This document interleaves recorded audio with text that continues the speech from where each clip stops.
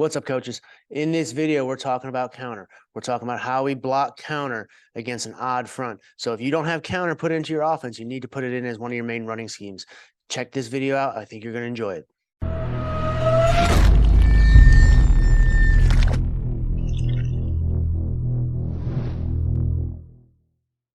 How many run schemes do you have in your offense?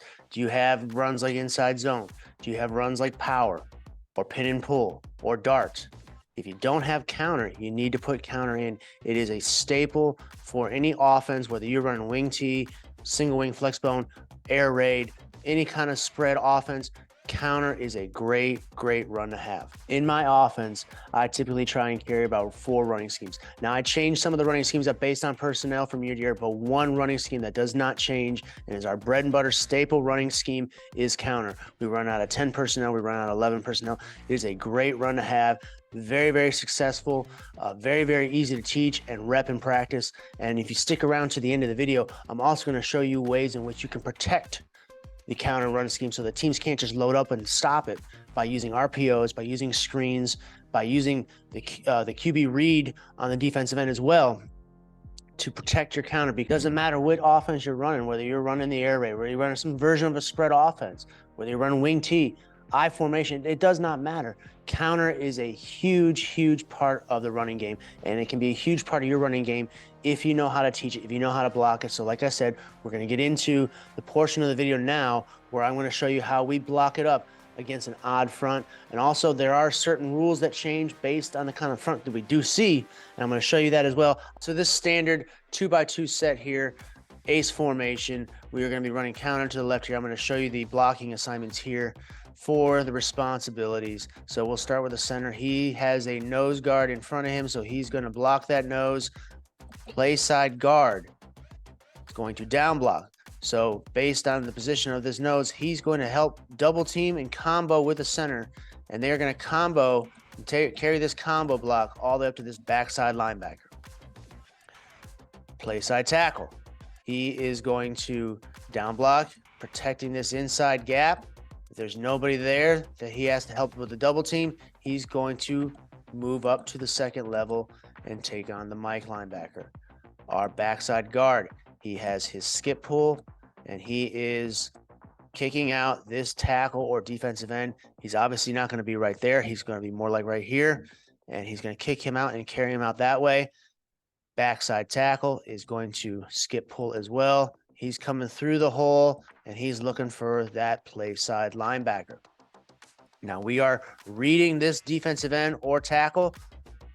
For the quarterback can keep it based on what this player does. So the simple rule is very easy. If this player comes down and he just squeezes right here, quarterback is going to hand that ball off every single time. However, if he decides to get aggressive and chase down the line at the running back, quarterback's going to keep that ball, and he's going to pull, and he's going to come out in this general area right here. So that's that. Running back. Your path is taking a jab step, because I like having the running back take that jab step to allow these linemen to clear so that he can get in behind them, and that he cuts back up and he's up the field looking for that A gap, but he has the option that if he wants to bust it in this A gap first, because that's where the hole should be. But if it's not there, he has the option as well to follow in with his line or his blockers and could bust it or bend it back towards the outside. A few things change. If we are in a 3x1 set, a lot of times what we see, and you may see this as well in your offense in your season, is that backside, they will drop a linebacker, a stand-up linebacker on this weak side right here. And a lot of times he's coming. Most of the times he's coming because he's got a free rush right here because tackle can't account for 2 guys. So if we see this and we're still going to run counter away from the trips and we're going to run it to the left, like here, for example, we institute some sort of line call. Basically, it's like an R call. You can call whatever you want. So basically what that means is this tackle obviously can't account for 2 guys. So typically what he would do is he would down block, but since if we give a call here, almost like it basically would just be an arc call. What he's going to do on this is he's going to arc out and push this linebacker away, move him out of the way if he wants to rush. Basically, just take this man anywhere he wants to go, except for towards the play, except for towards the inside. Try and keep him to the outside. Run him back if he wants to run himself downfield, away from the play and out of the play. That's fine. Take him where he wants to go. Just arc out, push him out towards the sideline as best you can. Now, center, same thing still applies. You have that nose right there. Play side guard is going to combo that, and they are comboing to this linebacker right here. Same rule applies here with our backside guard. He's going to skip pull, and he's going to kick out this end right here, who may be end up being right here. He may take this, since we do have that outside linebacker, he may take that inside path, but either way, he's looking for that first jersey right there to make sure that he picks up that defensive end and kicks him out as well. We have the skip pull from the tackle as well. He's coming through and getting this play side linebacker. Now, again, we are still reading this player. Same rule still applies. We could have him, if he chases, we keep the ball with the quarterback. If he just sit here and squeezes, the quarterback's going to hand that ball off every single time. And path for the running back does not change. He has still got that jab step, coming back, trying to bang it up the A gap if he can, but he has, again, the option to bounce it or bend it back out towards the outside. If you enjoy my content, make sure you subscribe to the channel if you've not done so already. Also, if you like this video, make sure you give it a thumbs up. It really helps the video get seen, helps it get out to more coaches. Also, in the comments, do you block this differently against an odd front? If you do, tell me about it. I'd love to hear about it. Also, in the comments, let me know if you want to see me talk about how to block against an odd front with a sniffer back, with an H-back / tight end. Don't do it in this video, but if you want me to do that, I'll be happy to make another video of it. So let me know down in the comments if that's what you want to see. The first way we like to protect our counterplay, because we see teams load up in the box because they know the counter's coming. So this is when we take advantage of the free yards that they're going to give us. So the first thing we like to do is we will attach our choice route to every single run play. So if we have that option, if you don't know about the choice route, go check out my previous video. I talked about verticals and choice routes. It really explains how we break it down. But essentially what it is we are looking for free yards. So if we have free yards here on the outside and we have counter called, we also have the choice routes attached. And so quarterback comes to the line and he views, do I have free receivers open right now? Do I have them open right now? It's just like the four verts / choice option that we also run. If he does, even though we have counter called, he's going to say, okay, I can pull this ball up right now. Don't even have to fake the handoff. I can just pull the ball, turn and throw the ball and get free yards right away. So for example, quarterback in this scenario would see this. There's a lot of space because they brought this linebacker in to add another player to the box. And now H has wide open space. H should be able to read this as well. And he's just going to run 5 yards and turn around. And there is the hitch. Essentially, all these players could do it if they wanted to, except for Z, because they have the option. But quarterback, just like in the verticals and the choice routes, he has the option, or should be wanting, to go for the easiest throw, the free yards, the easy money like we talked about before. And that is an easy completion. The second way you can also protect your counter is by running screens off of it.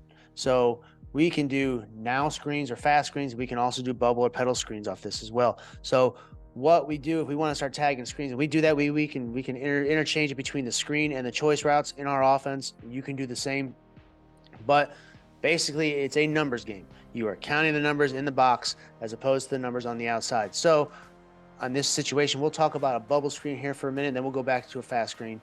It's the same concept, same idea, same number system. It does not change. Just the only difference is the screen that you're going to run. But quarterback is going to count the number in the box. He's got 6 here, so obviously they have more than we can block.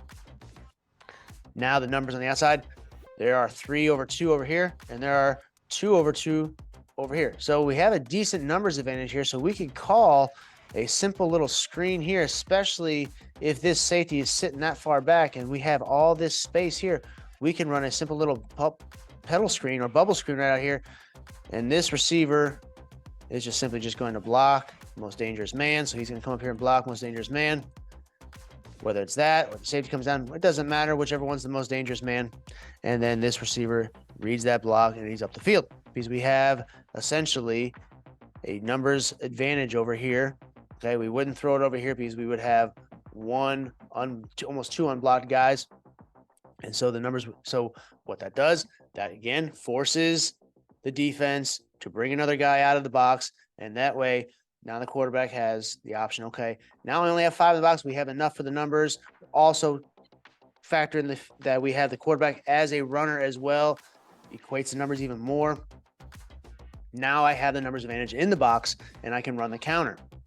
So we give the quarterback the option, whether it's screens, whether it's choice routes, we switch it up. It changes a bunch.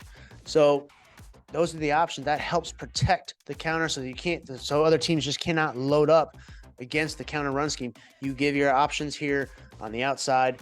It forces the defense to make a choice, and whatever choice they make, they're going to be wrong. Animation here, bird's eye view of what we're looking at. So we're going to have a key screen over here, or a fast screen running over here. We also have the free yards here based on that alignment. So the quarterback technically could come out here and throw it. So you're going to see that space open up here, but you're going to just see the movement and the space and how it will open up for the running back in this area, just on the movement of the offensive line and the responsibilities. And you can see how it just opens up based on generic responsibilities by the defense, what we would expect them to be doing. But you can see how the play opens up in this scenario.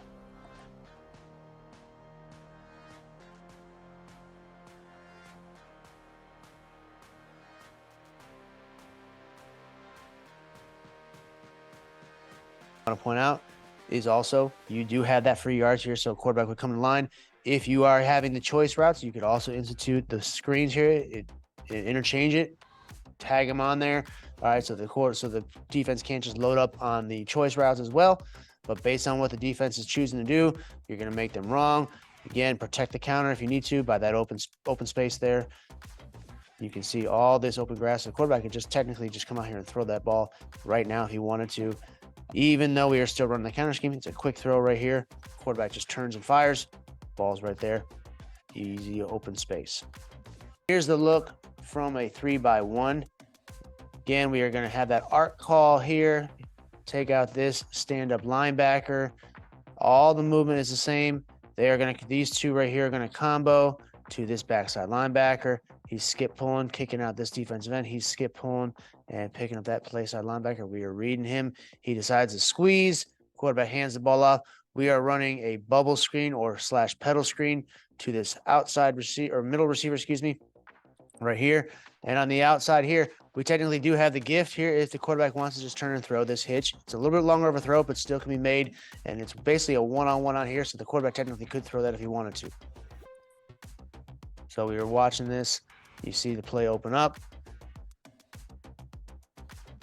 A lot of space for either the throw or the run. So there you have it. That's how we set up our blocking scheme for our bread and butter play counter against an odd front out of 10 personnel. If you want to see me do a video about using the sniffer back in 11 personnel, blocking odd front, drop it down in the comments. If you like this video, make sure you give it a like. Also subscribe to the channel. Helps the channel grow, helps the channel get seen. Check this video out right here if you want to see more about the choice routes that I talk about. Until then, I will see you in the next video.